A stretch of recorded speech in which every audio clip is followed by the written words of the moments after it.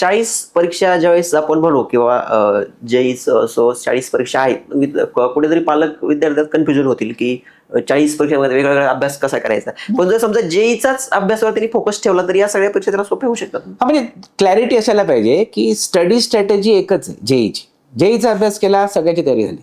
Okay. Preparation point of पण परीक्षाचं pattern प्रत्येकाचं वेगळं आहे. त्यामुळे प्रत्येक परीक्षा तुम्ही देणार त्याच्या आधी त्या परीक्षेची टेस्ट सिरीज देणं गरजेची. ओके. त्यामुळे तुम्ही जर सीईटी देताय, तुम्ही नुसतं जेईचा अभ्यास केला म्हणजे तुम्हाला सीईटीत यश मिळेल का? डायरेक्टली मिळणार नाही. त्याच्यासाठी तुम्हाला सीईटीच्या टेस्ट सिरीज द्याव्या लागतात. ओके. सीईटीसाठी टाइम मॅनेजमेंट वेगळं आहे, सीईटीचं एक्झाम स्ट्रॅटेजी वेगळी आहे, तिथे नेगेटिव्ह मार्किंग नाही आहे. बरोबर. तुमची अटेम्प्ट स्ट्रॅटेजी वेगळी असायला पाहिजे. त्यामुळे प्रत्येक परीक्षेची एक्झाम स्ट्रॅटेजी वेगळी असायला पाहिजे. म्हणून त्या परीक्षेसाठी एक वेगळा एक्झाम स्ट्रॅटेजी आणि टेस्ट सिरीज द्यायला पाहिजे. पण प्रिपरेशन जे म्हणतो आपण, अभ्यास जो म्हणतो सब्जेक्टचा सिलेबसचा, तो वेगळा करायची काय गरज? बरोबर, तो एकच आहे. म्हणजे प्रिपरेशन पॉईंट ऑफ व्ह्यूने जेईचा अभ्यास करून सीईटी होऊन जातं. पण परीक्षेच्या पॉईंट ऑफ व्ह्यूने तुम्हाला ती टेस्ट सिरीज देणं गरजेचे आहे. पण ही टेस्ट सिरीज असेल म्हणजे वेगवेगळ्या परीक्षांच्या टेस्ट सिरीज असतील आणि त्यांचे लास्ट इयरचे जे काही पेपर अवेलेबल हे कुठं मिळतात? अवेलेबल आहेत. आणि आता आमच्यासारखी संस्था जी आहे IITPK, ओके, आमचं स्वतःच एक परीक्षण.org एक वेगळं ऑनलाईन टेस्टिंग प्लॅटफॉर्म, तिथे आम्ही हे सगळं देतो.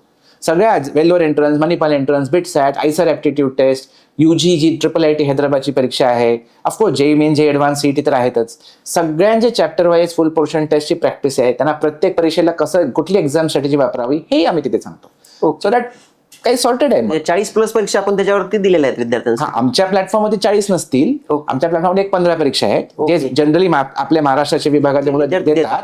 पण तुम्हाला कुठे ना कुठे देशात हे सापडतील. आणि ते नाही जरी सापडले, एकदा जेईचा अभ्यास मुलाने केला आणि जेई सीईटी अशा 2-4 परीक्षा दिल्यानंतर ही मुलं एवढी स्मार्ट आहेत की दुसरा कुठलाही पॅटर्न त्यांना जरी दिलं, त्याचा जरी टेस्ट सिरीज अवेलेबल जरी नसेल तरी ते क्रॅक मारतात. बरोबर. त्यामुळे एवढं काही टेन्शन नाही.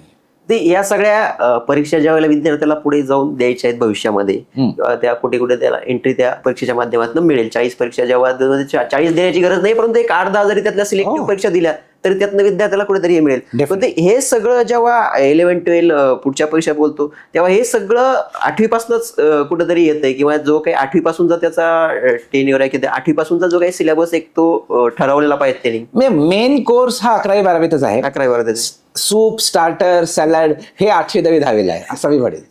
आणि डेझर्ट म्हणजे तुम्ही शेवटी ऍडमिशन घेतात ती, त्यामुळे म्हणजे त्याच्यासाठी तुम्हाला खूप अभ्यास असा 8वी-10वीला करावा लागत नाही.